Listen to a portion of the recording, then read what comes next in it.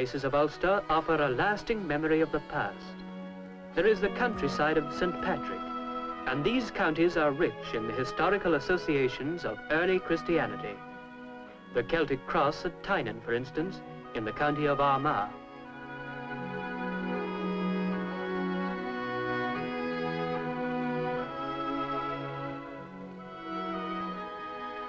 But most significant of all are the memories of Patrick, patron saint of Ireland, and here in Ulster he lies buried, at Downpatrick in the county of Down.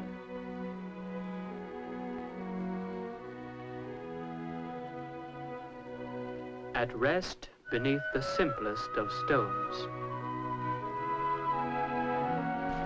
Here in the ancient graveyard beside Downpatrick Cathedral is the traditional resting place of St. Patrick.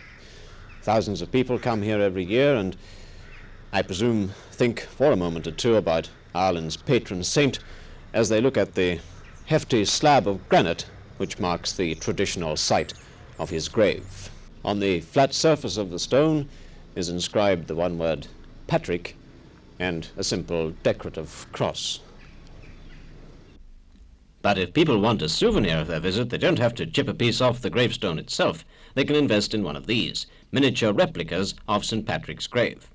How many of these are you producing, let's say, per week at the moment? Roughly about 70 to about 6,000. And you hope to step up production more? I hope to increase production, especially coming up to St. Patrick's Day. Where's your market for them? Who buys them? People that come to look at the stone? Yes, that is one segment, and I do send quite a lot to people who have relatives in England, Scotland and North America. We could have called them, if we liked, the mummers, because the rhymes that they were saying were part of an old play called A Mummer's Play. And in the play, a lot of things happened. There's not really much of a story to it, but it was very old, but we just looked upon it as a bit of entertainment, a bit of sport. And I would be very glad to see them arriving here now. In fact, I wouldn't be surprised if they turned up this minute.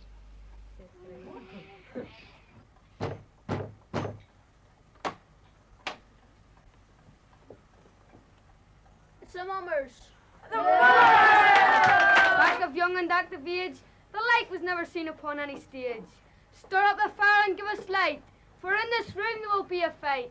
And if you don't believe what I say, call in St. Patrick and he will clear the way. Good man, Patrick! And there's man through there! Yes, St. Patrick's road there! Good man, Patrick! Here comes I, St. Patrick, my armour shining bright, a true and gallant gentleman, and a very worthy knight. And if you don't believe what I say, call in Beelzebub and he'll clear the way. Look at the ugly face on it! That's a club! Goodness! It's not in a cow with that club. Do you see his frying pan? Where's his sausages? Here comes I, Beelzebub. Over my shoulder I carry my club, and my heart a fried pot. I think myself a jolly old man. I strike the young, I strike the old. Give me silver, give me gold. When I strike, I break a bowl.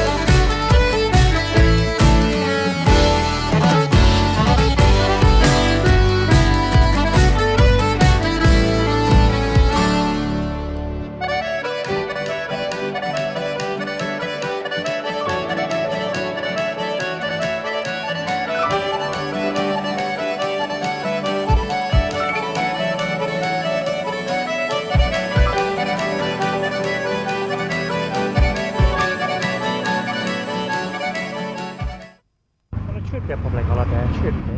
Why do you think that?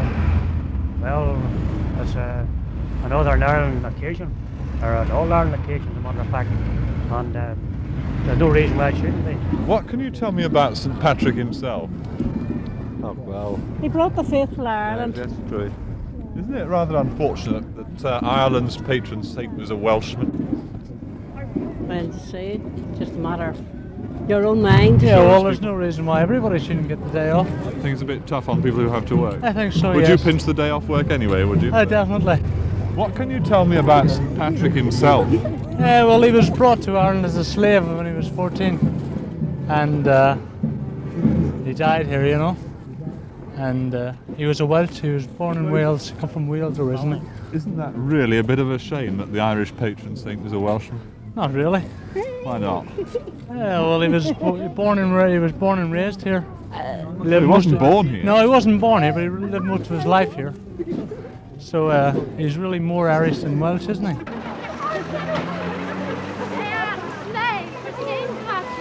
And are you pleased with the shamrock you're getting this year? Well, not really. You know, this is nice now. This is nice this morning. They did a good job for me in the market this morning. I got this in the vines in the market.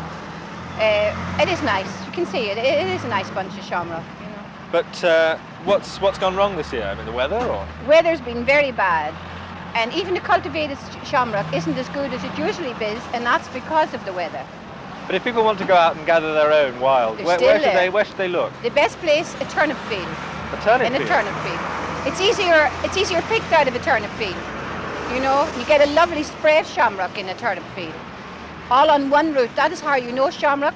It can be that size, but it's got one root where they've got lots of roots because it's cultivated. You know, it's different. The old natural shamrock, wild shamrock, is the nicest shamrock.